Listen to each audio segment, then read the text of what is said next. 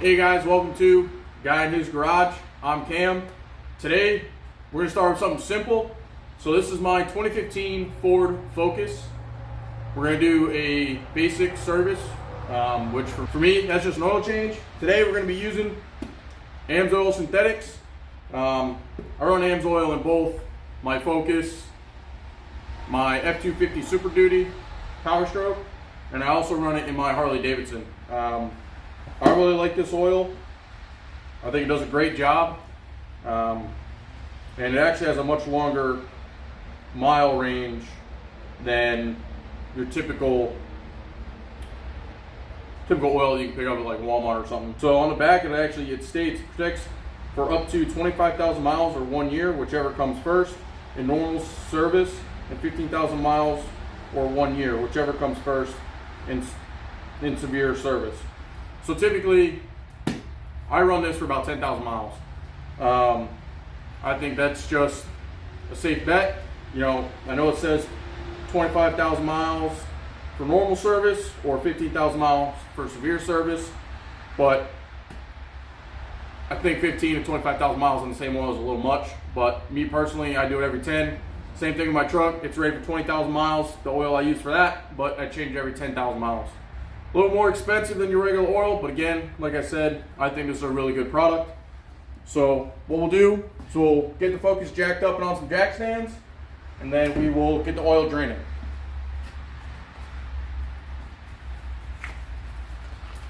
I don't always wear gloves, but typically if I know I'm going to be dealing with oils or coolant and stuff like that, try to wear them just to better protect my hands.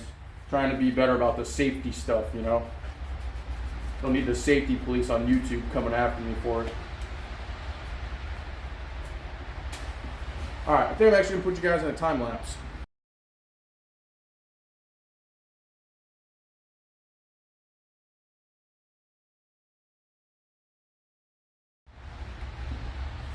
Alright guys, got the car jacked up. So, if you don't know, on most modern cars, they have what's called a body seam. It's typically located right around here where the ends of the rocker and the body actually meet. So that's where you want to lift the car up. Usually they'll have like a little couple notches in them and you can tell. You put the jack there, jack it up. I put a jack stand under each side.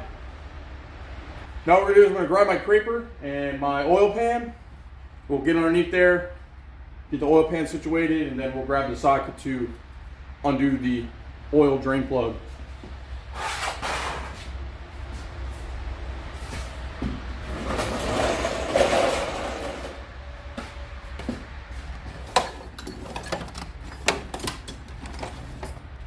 I don't remember exactly which size it is, so I'm just going to grab one of my metric sets and we'll get underneath there and get it undone.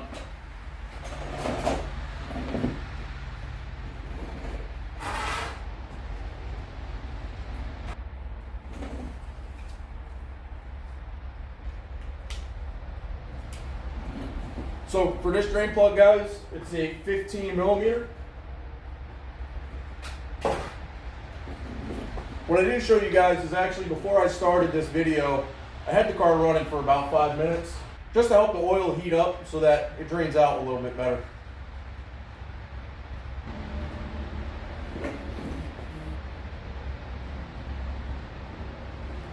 So looking at the oil in a drain plug, guys, our oil looks pretty good. I don't see any metal bits or anything on the magnet in the bottom of the drain plug. That's a good sign. That's what you want.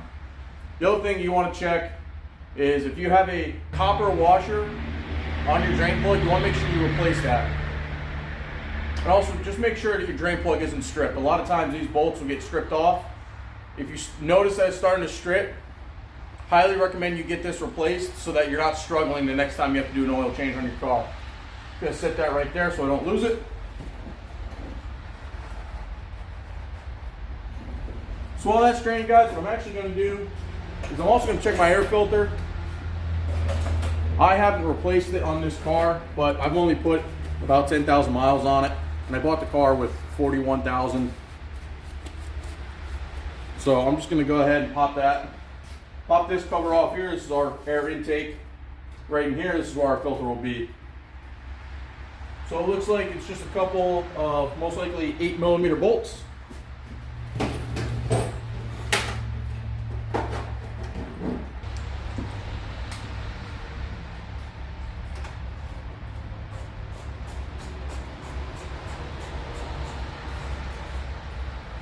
what I do for stuff like this, guys, little stuff in the engine bay, I tend to just put my hardware up here. Be careful doing this. Not all cars are set up the same, and some might have open spaces, and those bolts will fall down in there.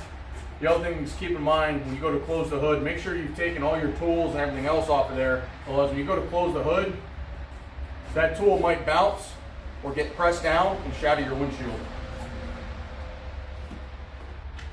All right, got one more right over here, and then this cover should be ready to come off. This one's kind of in a tight spot.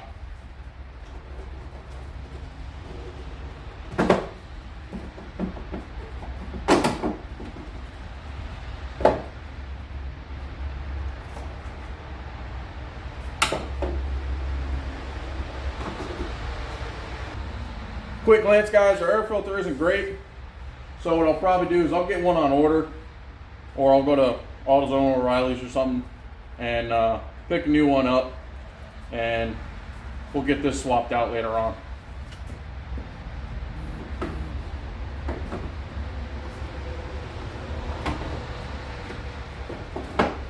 Okay, guys, once you get your top of your airbox lined back up, what you're going to want to do is you're going to want to take your bolts. And what I do is I just get them down in there by hand. Because again, you are working with a metal screw or bolt. You're putting it into plastic parts. So you want to make sure you're being cautious with it. What I tend to do is I get one going, and then I work in an X pattern. Get another one going. All this does is help make sure that you're not tightening one of them down too much, too quick, and cracking your plastic parts.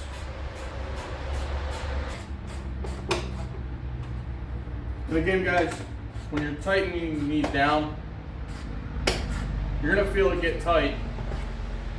And what you don't want to do is you don't want to strip it. So once it gets hand tight, that's all you need. It does feel like on these two that the bottom piece that the screw goes into, it's probably already a little bit strict because these two aren't getting super tight, but they're hand tight. Our lid's not coming off, so for now, that's good to go.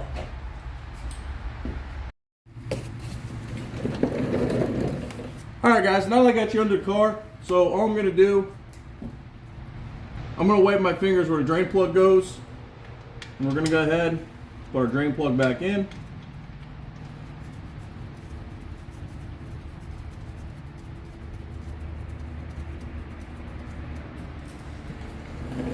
Grab our ratchet.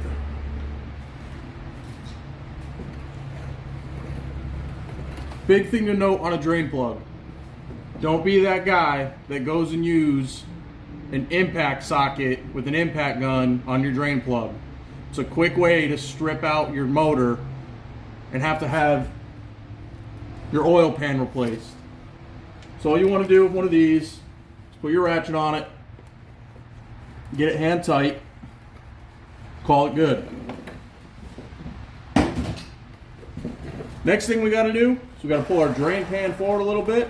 It's probably hard for you guys to see it, but this is where my oil filter is.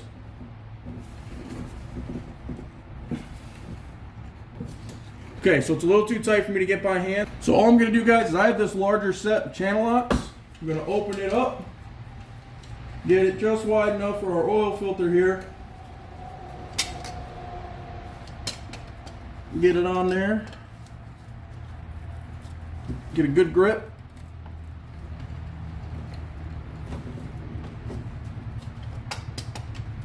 And turn it off.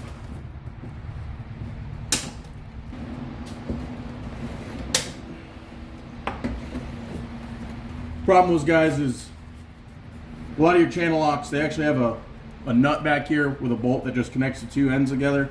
Mine was a little bit loose, so it was the two set of teeth that lock it into place were just slipping by each other. So I got that tightened back up.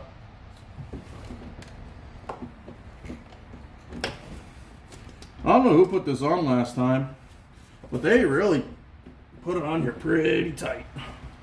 I wonder who that would be. Okay, so now it's loose enough for us to get it by hand. Just make sure our drain plug is centered.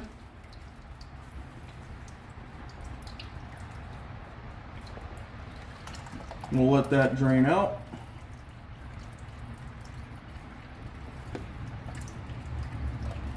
Get ourselves a rag real quick.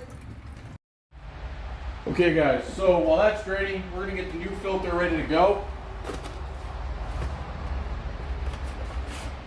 So this is our new filter. There's two things that I like to do with my filters. If you have a standard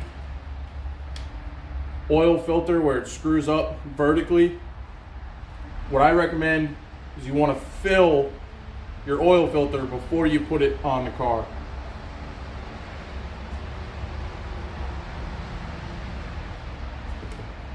The other thing I like to do is I like to take some new oil, just a little bit, get it on your finger, and then you want to spread it around the gasket. This just helps it seal better when you tighten it up onto the car. Okay guys, now that that's mostly drained out, what I like to do is I just like to take a rag and wipe any of that old oil off of the gasket sealing surface. Just to make sure we get a nice good seal to our oil filter. Alright, now that's done, we can slide this out of here.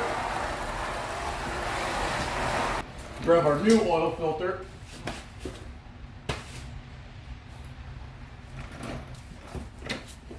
Just be careful when you're moving around with it, because remember, you pre-filled it, so if you tip it too much, it will leak. It's super important when you're putting this on to make sure that you don't cross thread it. It should just screw on very nice and gently by hand, and you get it good and hand tight. Don't use a tool to put on your oil filter.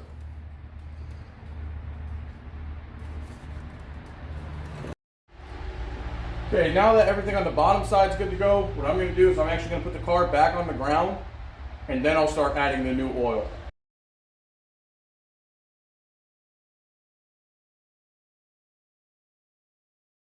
We're going to locate our oil fill, which for me is right here, guys. You can tell because it has this little oil can on it. It'll also typically tell you what type of oil you need to put in here. So for me, it's SAE 5W20, which is what we got. So we'll get this undone. Set it right there. Try to control your funnel better than me. We're going to stick our funnel right down in there. Take our new oil. Start filling her up.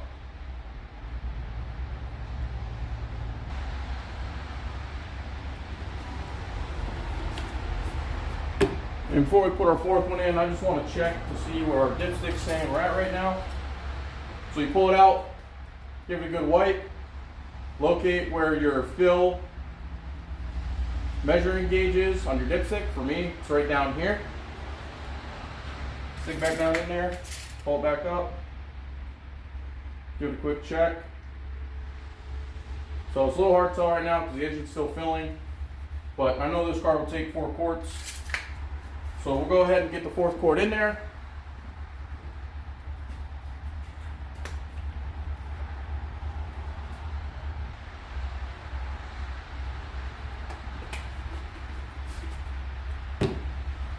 Give that a second to drain down into the engine.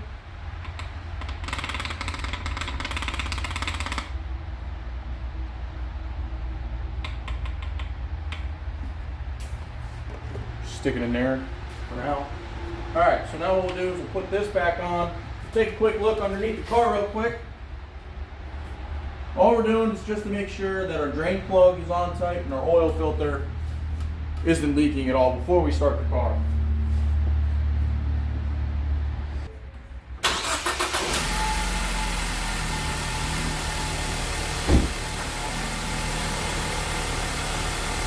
Okay, so what we'll do is we'll let it run for a couple minutes, and then we'll check the oil level. So I'll bring you guys back when we go to do that. Okay guys, we'll let the car get up to temp. So now what we'll do is we'll recheck the oil on the dipstick and make sure that We don't need to add any more. I do have another port if we need it, but we shouldn't.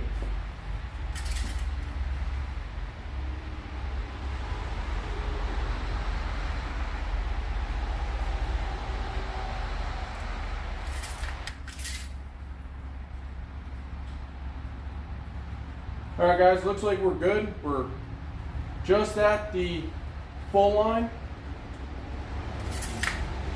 And just like that, guys, we're done. So, welcome to the channel. Again, I'm Cam. This is Guy in His Garage. If you like this type of content, feel free to stick around. Maybe even like the video. It'll help the channel out. Or, if you're feeling crazy, subscribe to the channel. That'd really help us out. But if you like this type of content, again, stick around. We got some videos that I've actually already started filming and editing on a 1950s Ford 8N. You probably have kind of seen it lurking in the background here in my garage. We've already started the teardown on it. You're actually sitting on the box of new parts for it, so I'm pretty excited about that. I might even tear into it here in a couple minutes. Otherwise, enjoy the rest of your day. Thanks for coming. Later. Oh, one last thing. If you order the actual AMSOIL oil change kit, they typically come with the windshield sticker for you to put the date and the mileage that it's due next. And you put that up in the windshield. Don't forget it.